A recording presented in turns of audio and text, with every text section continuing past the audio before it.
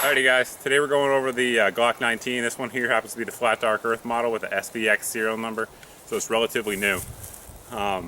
Today we're going to be shooting from the 12-meter line, just a few shots here. Then we're going to do tabletop review, followed by some chronograph tests of popular loads. Just right now I'm going to shoot two mags. One of them is going to be Silver Bear, one of them is going to be Brown Bear. Just to show these properly functioning 9mm Glocks, even the new ones, should be able to eat just about any kind of ammo. Alright, let's make some steel ring. Up first we got a Silver Bear ammo.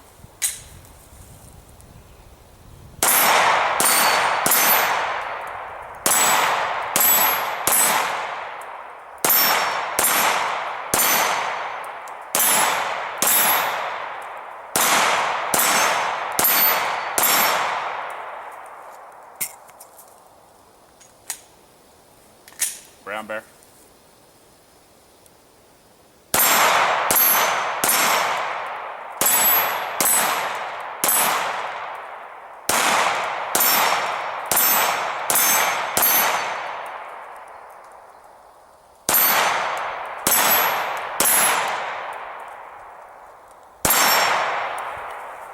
Alrighty guys, Glock 19. Alright, we're going to take some shots at some distance just to show Glock 19 can go out beyond typical self-defense distances with ease.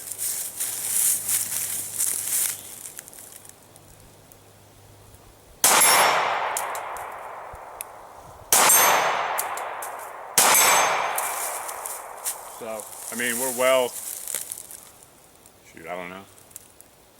My guess is probably about 40 meters. So, Glock 19's got plenty of power with that 4-inch barrel to get out in some distance should you need to do so. Alright guys, we're going to do tabletop here, the Glock 19 FDE model, but it's going to be generally for all Glock 19s.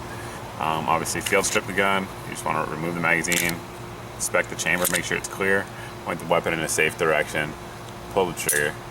You're going to pull back slightly on the slide and pull down these little tabs right here on both sides, release the slide, off you go. Pull the recoil spring out, your barrel out, and that is your field strip Glock 19.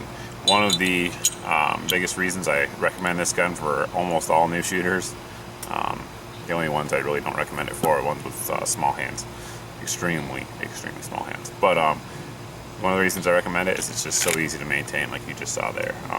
There are other guns that are similarly easy, but this one's definitely very easy for new shooters.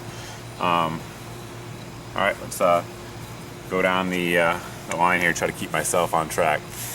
The cost of the gun for non-military, non-blue label qualifying individuals generally runs around $500. Some places a little more, a little less. Reliability. Can't lie here, in the last couple of years, since 2010, there has been sort of an issue with erratic ejection. Even most of those guns do function reliably, they just eject erratically. I had one of them. There's a video, if you look on here, of the problems we had, my wife and I, as well as the replacement gun. And that gun has been great since we got it back. But in general, Glock 19s are extremely reliable guns. The trigger. This gun has the factory trigger on it. We'll test it out real quick, but I like the Glock triggers. One of the biggest things I like about them is a very positive reset. It helps, especially with new shooters when they're trying to learn how they should be pressing the trigger. The reset helps them understand that concept, the very positive reset. As it's supposed to here, broke right at 5.5 pounds, just like the factory says. It's a good trigger. I have no complaints about the Glock trigger. A lot of new shooters will shoot low and left because of the Glock trigger, but with practice that will go away. Weight, unloaded, the Glock 19 weighs 21 ounces, loaded weighs roughly 30 ounces. Obviously it's going to depend on what kind of ammo you're using there. It's 6.85 inches long and 5 inches high. It's got a 4-inch barrel and it's got a 5.5 pound trigger like we talked about there. So those are the basic stats of the gun. Just a few attributes about Glocks that I really like if you're new to shooting. Comes with a 15-round magazine. It can also use the 17-round Glock 17 magazine, like so. And if you're really in need of firepower, It's got the 33 round magazine that comes with the Glock 18. Fits in there just fine, functions flawlessly.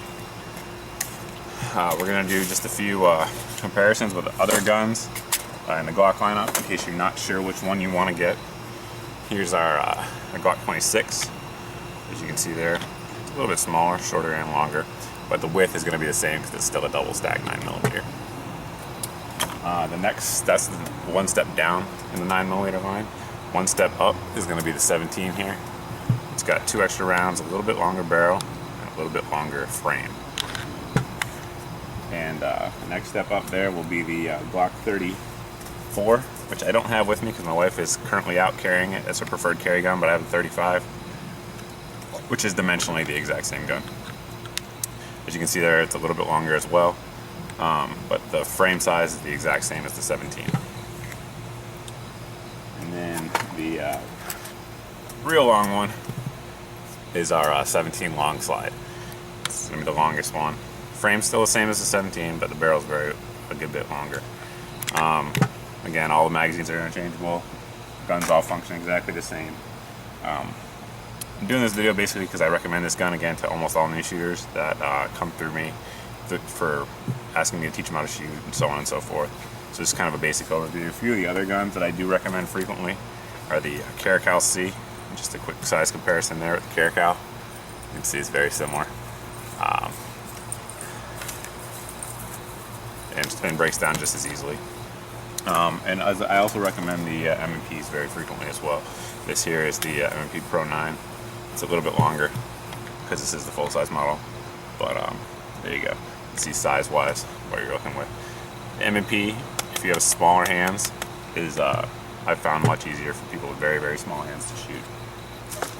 And this is obviously the Gen 3. Here's a Gen 4 19 as well. As you can see, with the backstrap on, they're dimensionally the exact same size gun. Just depends. If you want that more aggressive grip and the dual recoil spring, probably go with the Gen 4 obviously, but the classic design of the Gen 3 is here. I like both. As you can see, I have both. I like both. I guess it's just user preference at that point.